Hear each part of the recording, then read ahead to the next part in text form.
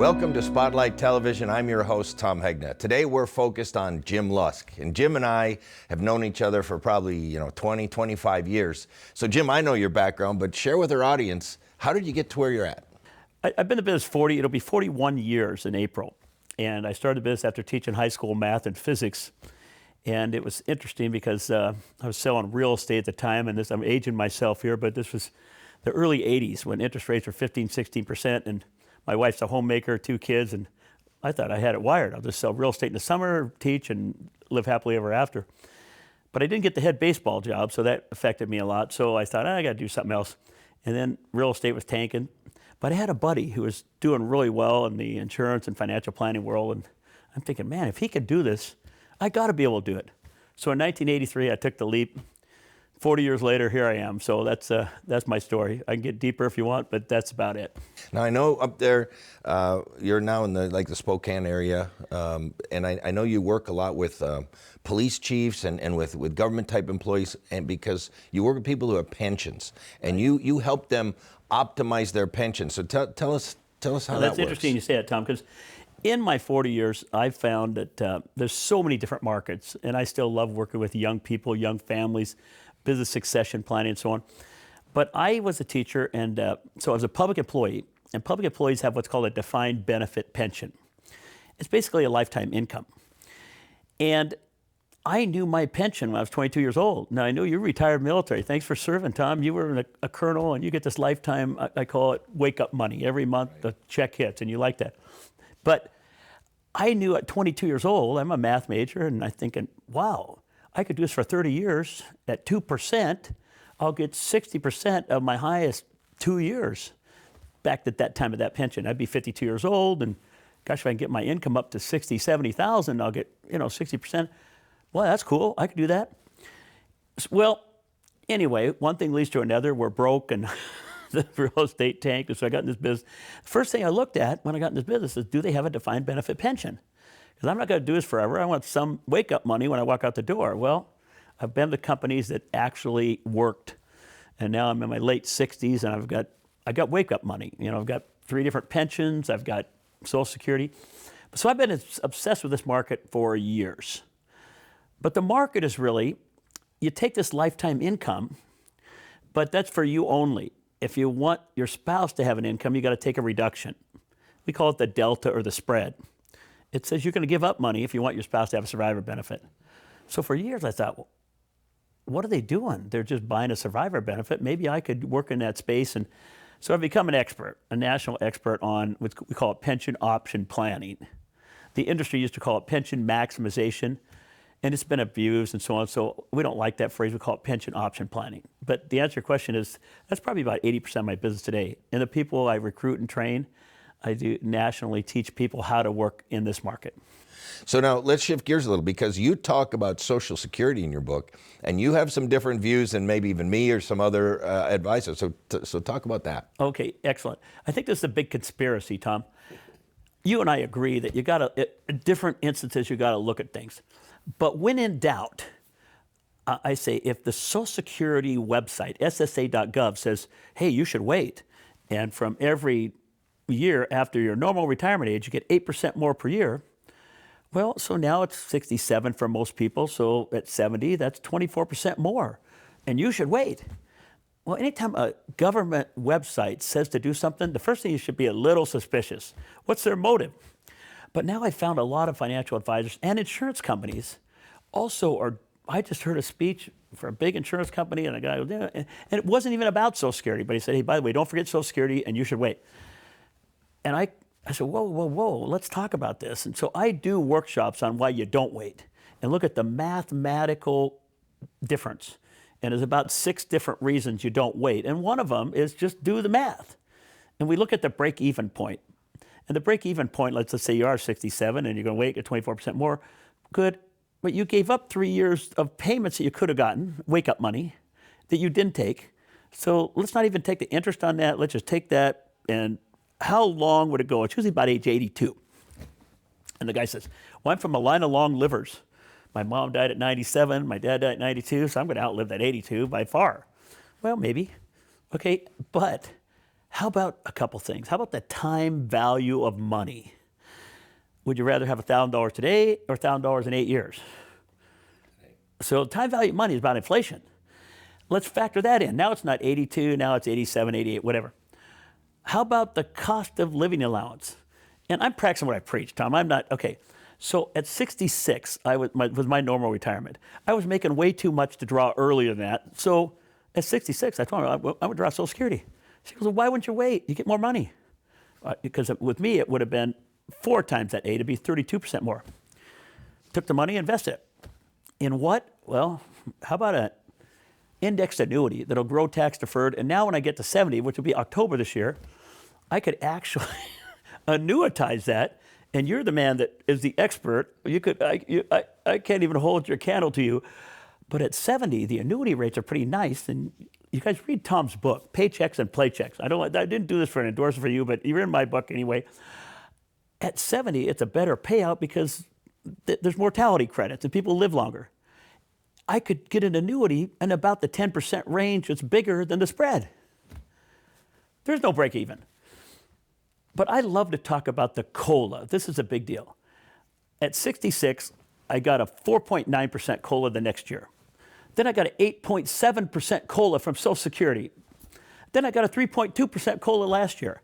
That spread it wasn't 32%. It was way down to about 10% because of my COLAs. Even though they do bump up a little bit, they don't use the same COLA. They can do whatever they want on the actuarial increase. Even forget the other things, it would still never break even. But let me tell you my favorite story. When I do Social Security, I got the 70-year-old who waited to draw Social Security because he listened to his financial planner. And the guy said, oh, no, you got to wait because whatever. And I think a lot of financial planners want to fill the gap, and they annuitize things, and they move their money so they can build the gap before, okay. But this is the guy on his 70th birthday. Now picture this. He's got the cake. He's got 70 candles. And, he knows I'm going to have to blow out 70 candles. And remember how you were taught you got to do it in one blow? So he's hyperventilating a little bit. And he's ready to blow those out, right? Okay. They light him. And his face goes into cake, flies everywhere. How much did he lose? He lost 4 years, in my case, 3 years, the guy's 67, of money that he could have been on the Social Security payroll. He didn't get. You die, you don't get it. So people say, well, I'm going to outlive that. Maybe, but what if you're wrong? And okay. And then I love what I call a peace of mind. The peace of mind says, I'm on the Social Security payroll. I got wake-up money. I can do what I want with it.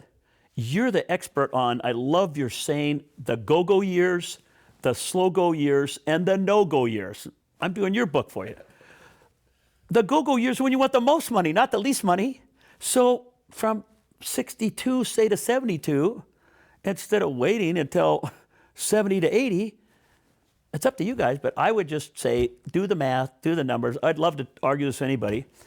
Even in a debate, if somebody says, no, Jim's wrong, great, call me, let's do a debate. I'll show you the numbers. So now, Jim, you've been in the business over 40 years. You've seen a lot of changes. What are some of the changes that you've seen?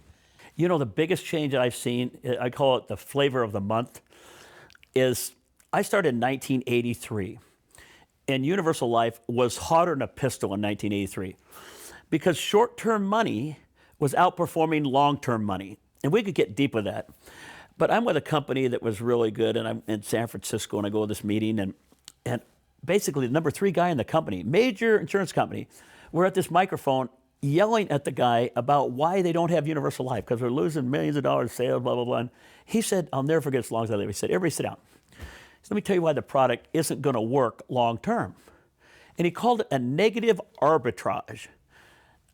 I don't know very many words that have even 4 syllables. I'm not like a grammatical expert. But negative arbitrage, he says, this is the only time in history other than the Great Depression where short-term money has outperformed long-term money. And they're making 12% projections on short-term money. These policies are going to blow up. And they said some major carriers are actually paying their agents full commissions to replace their old whole life with this stuff. So sure enough, he was right. In the 90s, they blew up. Underfunded policies where they said 12% are now down to 6%, and the policies are lapsing. Okay. People projected to make a bunch of money. The money's not as much. Lawsuits started in the 90s. Major companies demutualized. And I'm a mutual insurance company. That's one of the biggest factors. Mutual insurance companies are owned by policyholders and not stockholders. So they're not traded on Wall Street. And if I get one over 140, 150 years old, they've been through the depressions, the Great Depression, 2 world wars, and so on. So I can look at stability, stability, stability. Anyway, companies demutualized because they ran out of money. And I'm not going to mention the companies, but so anyway, whole life prodded along, especially participating. I got to be participating whole life where they pay dividends. When people say whole life's a terrible investment, I used to say, what kind of whole life? Because non-participating whole life is sold by stock companies. They don't get dividends. Yeah, that is not a good product. Participating whole life, it depends. It depends on how they run the company and so on. Okay, so whole life prodded along like the rabbit and the tortoise. So then came the late 90s. Market's hotter than a pistol, and it's going to be forever, right? There's going to be no corrections. So a product called variable universal life steps up. Let's get market returns on life insurance. So put this umbrella on it, and it'll go forever. Well, if you remember the turn of the century, 3 straight negative, dot-com bubble burst, popped up a little bit, and then came 2008. That 10-year period was the only time in history where in a 10-year period, the market was lower than the beginning. We used to say, well, there's never been any 10-year period. That was wrong. But if you bought VUL, I used to say it's like camping. You go camping and you got the fire going and you say, oh, we better go. And so you douse the fire, put the stuff on. But just before you leave, remember you take the last water and you dump it on that fire? Well, that was 2008. They dumped it on that fire and that policy left. So then we say, what if that market yield's not bad? What if we could use the word index? And I would encourage anybody to look up indexed products, index annuities, index universal life, where you get upside in the market, but when it crashes, you don't go down. I liken it to a ratchet. It goes one direction, upside in the market, but no downside. Could we do that with life insurance? So the product's called Index Universal Life. I would highly encourage, so even though I own a bunch of whole life, I love whole life, I just think in the long run, this product needs to be looked at. And we try to make sure that they understand the difference between the 2 products. But I would not do VUL or Universal Life, especially in the pension option market. So now, Jim, if there's some state employees, government employees, or anybody who wants to get a hold of you, how can they get a hold of you? I would love them to get a hold of me. I'm an educator first. You can just go to my website, retirementnationwide.com. Shoot, my phone number is 509-850-1150. I get a lot of calls about a lot of things financially. I typically, you're going to get a straight shot from me. I don't charge a fee. I'm a CFP. I'm a certified financial planner. I could just start the clock. I don't do that. I've been blessed. I made a great living with that attitude, and I will give you straight answers. I am super excited about our next guest. We got Walker Borman, who's an assistant general agent for the Knights of Columbus in Iowa. And we've got Gregory Waddle, who's a financial advisor. Welcome to the show. Good to be here. Now, I know a little bit about your background, but the audience doesn't. So, Walker, how did you get started? Yeah, thanks for asking, Tom. How I got into the business was really quite simple. My dad had worked for the Knights of Columbus already for 10 plus years at that point. I saw with the way he had ran our family working for the Knights of Columbus, where there was a lot of faith in our household. There was a lot of flexibility with his time. He rarely ever missed sports activities. And then obviously there was a potential for a professional income there. So I knew there was really no other choice for me than to join the Knights of Columbus and pursue the same passion that my dad had. So second generation. Absolutely. Greg, what about you? Yeah, so when I started looking at the Knights, it was kind of a non-traditional. I don't have a background or family that's been in the insurance industry, but I have always sought to work for a company that has values that are aligned with my values. So that was always the most important thing when looking for a job. So after I graduated with my master's from Benedictine College, I ended up working in human resources for a few years. And then when that shift happened, about that time, the agent that had first sat down with my family with the Knights of Columbus and helped me put a plan in place to protect my family ended up moving on. And that's when I started talking to Walker's dad, Mike Borman, about the Knights of Columbus and working for them in the insurance industry. And once I really learned and saw what the opportunity was there, I remember I was talking to my wife when I was looking for jobs. I said, if I could find a job where I meet with 2 to 3 people a day, I kind of prepare for that and then have that conversation. It just really brings me to life to have those conversations and see all those different people. And turns out, working in the insurance industry for the Knights of Columbus, it shares my values. I get to spend my days sitting down and meeting with 2 to 3 people and really getting to know and build community. So I've always been passionate about kind of finances and all of that. And my wife and I both have business degrees, so we treated our household as a business and our finances. And I was already having a lot of those conversations with our friends, so it was really a nice natural transition. It's been one of the most amazing things I've ever done. And the Knights, it's a very unique organization. So tell me a little bit more about the Knights of Columbus and why they got in the insurance business to begin with. In 1882, Father McGivney, a parish priest in New Haven, Connecticut, founded the Knights of Columbus. Now, we have to go back to this time and realize that there was a pretty dire situation facing especially the Irish immigrants, and Father McGivney's parish served the Irish immigrant community. A lot of these men ended up working dangerous jobs, which would often result in their death or disability, which would leave the family completely financially destitute. And these men didn't have a lot of opportunities or resources to put protection in place for their families. And so when they died, the family would be totally financially destitute. They wouldn't really be able to provide to keep the family together or to pay for the funeral. Well, Father McGivney did everything he could to help them. He was limited as well in his resources. When he was in seminary, his father passed away and he had to go home for a time and help provide for his family.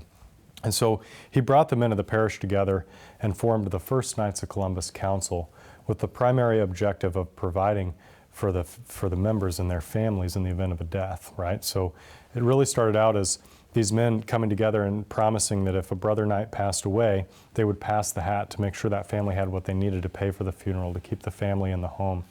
And, today we've grown to over 16,000 councils worldwide, and we continue Father McGivney's vision in an incredible way.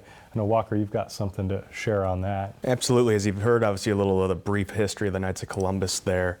I'd like to dive in the numbers a little bit on what the Knights of Columbus have really done over the course of time, from our humble beginnings there of 12 guys joining the Knights of Columbus in the basement of a church to over 2 million members here across 17 countries. Is really a remarkable thing. And as we kind of dive into the numbers here, it'll give you an idea of what the Knights of Columbus has done over that course of time. We've got $27 billion of assets under management with the Knights of Columbus, over $121 billion of life insurance in force. We're a Fortune 1000 company, as well as when you look at our charitable side, it's really an amazing thing to see that over the last 10 years, we've done more than $1.7 billion, and that's B with a billion, as well as 650 million man hours across those 10 years time. So really remarkable numbers. How do the Knights help families manage risk and build wealth? This show's all about helping people build wealth. How do the Knights do that? Well, it starts with an initial sit down, that comprehensive financial needs analysis that's complementary to all our members, where we really understand, okay, here's what you have, here's your income, here's your assets, here's your, your debts, and what are those needs in the event of an unexpected death. So really, and I know you say it in your book, right, everyone should work with a financial advisor and have that check-in, that review. We provide that on an annual basis to the members, and that allows us to understand, hey, this is what's going on with your particular situation, and that allows us to come up with an insurance solution to help them address those needs. And I know one of the things you do is you try to make sure that people have enough money in their emergency fund. How can a young person kind of ensure that they got enough money in that emergency or rainy day fund? Sure. So it really starts off with discipline right off the bat. A lot of people, we'll sit down and obviously do our financial needs analysis, and a lot of people have a general idea where they want to go, but really no written plan. So if you can make a written plan to develop some sort of discipline that points in the direction of, maybe it's just putting away that 3 months of income to create that emergency fund. Maybe it's adding more to the 401k or building upon Roths, establishing permanent life insurance. There's a lot of opportunities there, and it really just starts with the discipline of, let's start with a plan, let's learn as much as we can about our clients, and then build upon that with a written plan of where we want to go for them. Let's talk about budget, because I think that's a key part of what you do too, is help people budget, and we've talked about that in my book, and that you gotta, everybody's going to make millions of dollars, but how much are they going to keep? And in order to keep more, you got to be disciplined in your spending, and I think that's where the budget fits in. But go ahead and share with me about. Well, absolutely. You know, when we do that financial needs analysis, you sit down, you have that conversation. It's amazing to me how many times that conversation hasn't been had. Where's the money going? You know, every family should have an exercise of saying, I understand where the money's going, and once you name those dollars and know where they're going, you have a little bit more control over that, right? And so even just having that initial conversation so we can understand, hey, what's the need in the event of a death, or what's the need here? We need to understand what the expenses are, what are the bare bones expenses, and that's a good exercise that a lot of people haven't gone through, right? And so once you develop that, you kind of understand, okay, now we can find a way to set aside that money to have that emergency fund, that 3 to 6 months of living expenses. Now, I know the Knights do a lot with life insurance. Why is life insurance so core to what you do? Absolutely. So first and foremost, obviously, is the protection of the family. When we're looking at things such as income protection, debt protection, and maybe it's even legacy planning, there's a lot of different areas where life insurance comes into the picture at, and that's one of the first things we need to do in every household is reduce risk. So if we can reduce risk by protecting that income to know, hey, no matter what happens to this husband or wife, that their financial plan is going to be met. It has to be done through life insurance, so it reduces risk and obviously allows for wealth to continue. How do annuities fit into what you're doing? Because I know the Knights offer mutual funds, but also annuities. So where do annuities fit in? Right, well, you know, annuities are an incredible tool because when I first started learning about annuities, and I hadn't heard about them before, the easiest way to frame it in my mind is it's basically a self-funded pension, right? You can turn them into an income stream in retirement, which really can give you a lot of peace of mind in retirement, having that guaranteed paycheck in retirement. And again, with an annuity, that income stream isn't tied to stock market fluctuations. So you know, hey, regardless what's going on in the stock market, I'm going to have this guaranteed paycheck coming in. So you can kind of avoid some of that risk in your retirement income strategy, right? But while you're building it as well, our annuities are fixed annuities with a guaranteed return, right? So you can also use that as a diversification strategy, right? When you're looking at, well, the conservative portion of your funds could be put there to protect and grow on a guaranteed basis. And having some funds, right? Part of that diversification strategy is to say, okay, well, depending on the stock market, which we expect to see fluctuations in, right? This fixed guaranteed annuity is going to preserve some of that wealth that allows you to wait for things to recover in the market. And it's the same thing when you turn that into an income stream, right? You're going to want to still have some money in the market to control for inflation, but that income stream allows you to buy that time so you don't necessarily have to pull money out when things are down. So now we talked a little bit about long-term care, but I know, you know, long-term care is the number one thing that can wipe out a client's entire life's work, and many people aren't protecting against that risk, and it's a big risk. So how do you deal with that at the Knights? I think a lot of people think of long-term care insurance as nursing home insurance, right? I'm never going to go to the nursing home. Well, you know, having a plan for extended care is so much more than that, right? With the Knights of Columbus, our plan is comprehensive, so it can cover some of that in-home care that you might need, some of that assisted living, right? And so a lot of people are living longer, and they're experiencing some of this risk, right, that comes with longevity, and that, to your point, can decimate a savings. And so having a plan for long-term care insurance says, look, if I need care, not only do I have the permission to get care because I have a plan for it and I don't have to worry about, am I going to outlive my assets paying for this care, right? You've got a plan for care. It gives you the permission to seek and have that care. A lot of times you might still be living that same lifestyle, but you might need help with, maybe it's bathing or dressing or some of those activities of daily living. And this would allow you to have someone come into your home, and your lifestyle might be the same as what you've planned your assets to cover. And this extended care plan can come in and say, all right, this added cost on top of that is going to be covered, and you get to continue to live that lifestyle. So, you know, this show's all about helping young people build wealth. How about giving some tips to the young people out there, some things you've seen that have gone well or not well, and I mean, they have time on their side, so there's a lot of things young people can do, but how do you counsel your members? Absolutely. So starting off, I think it really comes down, kind of earlier in the show, we talked about having a written plan, being disciplined, putting money away, pay yourself first. And if you can do those things, and it doesn't have to be $500 a month today, maybe it's today what's affordable is $90 a month or $100 a month to start accumulating savings or wealth in your retirement programs. So if you can sit down with a financial advisor and put together a plan, I think that'll be the best thing for you, is start early and have a written plan there. Now, Father McGivney started this whole company. I mean, he's a pretty special guy. Tell me a little bit more about the history of all that. Father McGivney started the Knights of Columbus again to provide financial aid to the members and their families. And today we've grown to the largest Catholic lay fraternal organization in the world, right? So, you know, it's really neat to look at the Knights of Columbus and to look back at our founder, who's blessed now and on his way to being declared a saint. And if anyone wants to learn more about, you know, Father McGivney and his story, there's a great book, Parish Priest, as well as, you know, resources online to learn a little bit more about that miracle that's attributed to his intercession.